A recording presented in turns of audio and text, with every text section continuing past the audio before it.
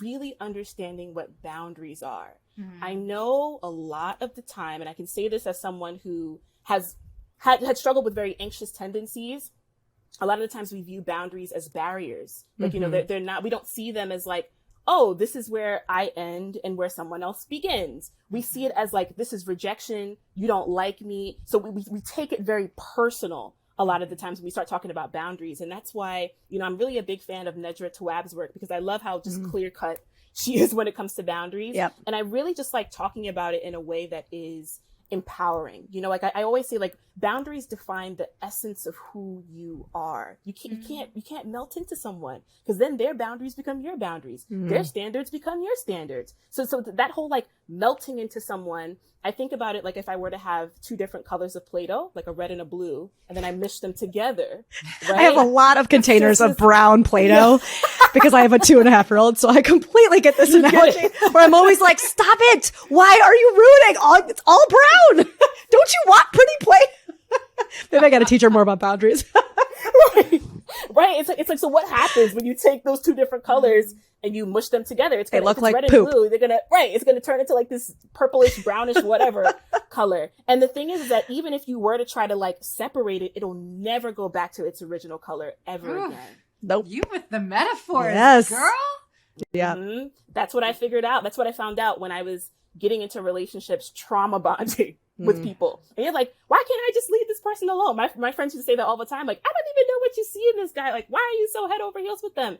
And it's because there's so many different parts of myself in them, because I've now melted into them. And that's why a trauma bond is one of the hardest things to break out of, because I use the Play-Doh analogy all the time. Like, you got to do some work to really try to disconnect yourself from that. Not saying that it's not possible. It is, but do you think that this is a question actually I've never really thought about, and I don't know the answer. I'm wondering if we can just like pontificate on this a bit. But do you think that one person can be trauma bonded to somebody in a relationship? Or do you feel like in order for it to be a trauma bond, it has to go both ways?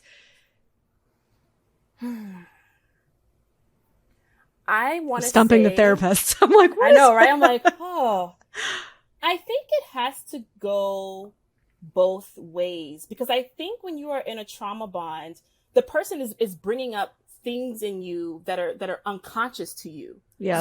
So when we talk about like people, like the universe is your mirror, relationships are mirrors, and so no one's gonna come into your experience for no reason, really. So it kind of taps into like that spiritual piece. So there's something within you that is making you a match to this experience. So like if you're someone who's avoidant and you're in a relationship with someone who is like an unintegrated anxious, you know, because I think everybody falls on some side of the spectrum, like whatever, it's all survival tactics. It's fine. But I think if you're someone who is more so on the avoidant side in your relationship with someone who's more anxious, I think the anxious person is teaching you to be vulnerable, to be more open with your emotions, to be more expressive. Now, the anxious person may not always get it right. The anxious person may tend to kind of like dramatize, if that's even a word, a lot of what it is that they're going through, and they'll take a lot of whatever narratives that they've created in their head and stories a lot of the times, and they'll run with it. But I really think that piece in there is more so of like kind of allowing yourself to open up and be expressive, to really share that emotional intimacy with someone. And then when a more anxious person is with an avoidant, I think the avoidant in them is really teaching them to be self-reliant, to be independent, that you do have those tools inside of you, and that when a person is coming into your life, they're kind of in addition to what you already have. You know, it's kind of like a cake with some frosting, and then you come into my life and you add some sprinkles, right? And so that those two together, that's what we talk about when we talk about moving more towards like kind of like a secure place. But going back to your question, I was just saying, this feels like a good segue back to the question, right? I think it's both. Okay. And then going back to Danae's question, this also feels like a good segue back to what you're saying, Danae, because it's like, then where is that line? So what is the tightrope, I suppose, that we walk between, okay, you're my mirror, I'm your mirror, right? Because then I feel like we, by nature of how we're raised, potentially, we get into the habit of, okay, well, I'm in this relationship, you're teaching me and vice versa, you're my mirror and vice versa. And so now it's kind of my quote unquote job to help heal you, for me to stay in this, right? Because you're quote unquote healing me. And I don't know when that end point is where I'm like, okay, I don't like this anymore.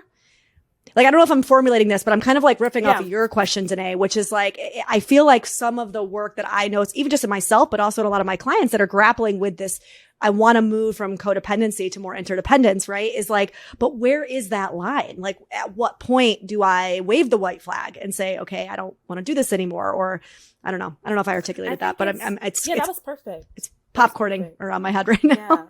Yeah. The way that I'm thinking about it, I feel it's like, really understanding what your values are and understanding when the relationship no longer aligns with your values. I think a lot of the times we don't talk enough about what our values are. We talk about what our needs are, but we don't talk about the things that we value, because the thing is that your values change as you go through life. The things that I valued at 18 are not the things that I value now at almost 30. So it's just like, I think it's more so of someone is going to come into my experience and they are going to be different from me. They're going to be different. And so it's kind of like everybody's going to come with their own insecurities. Everybody's going to come with their own stuff. And it more so has to align with your values. I think I talk about this all the time. Like we all have like deal breakers, right? Red flags and yellow flags and green flags and all this stuff like that. And sometimes I try to steer away from those conversations because they tend to be very rigid. And there's not enough curiosity a lot of the times, because I always say, okay, you saw a red flag in this person. Let's get curious about this. Like, did you talk to them about it? What was said? What came up? Usually no. Like, right. Rather it's like, oh, I see this one thing and it's like, it reminds me of the past. No, right? And I think a lot of the times what ends up happening is we isolate ourselves from relationships in general, not really understanding the nuances of relationships, which is you both are perfectly flawed, both of you, right? And so it's like, my differences may not be compatible with the next person's differences. And maybe it's just so polarizing that like, we can't even coexist together. But however, like I'll use the relationship that I'm in now. My partner is different from me. He does things different from me. Sometimes can they be pretty annoying? Yeah. But are they things that I'm like, that's just him and I love and accept him for those things? Yeah. So I'm not walking around with kind of just like, I'm constantly ruminating in my head, like, oh, is this the relationship for me? Should I leave? Should I go? Like all these different things. And so it kind of goes back to what are the things that I value in my life? And the person that I'm sharing this experience with, do they value similar things? And do I know, it kind of goes back to what I was mentioning before about that boundaries piece of where I end and where the other person begins. And just because we have differences, it doesn't mean that we are not compatible. It doesn't mean that we can't be with each other. But I think this is why it's so important for us to really tap into our own authenticity, because no one can tell us if a relationship is the right fit for us or not. That's an inside job.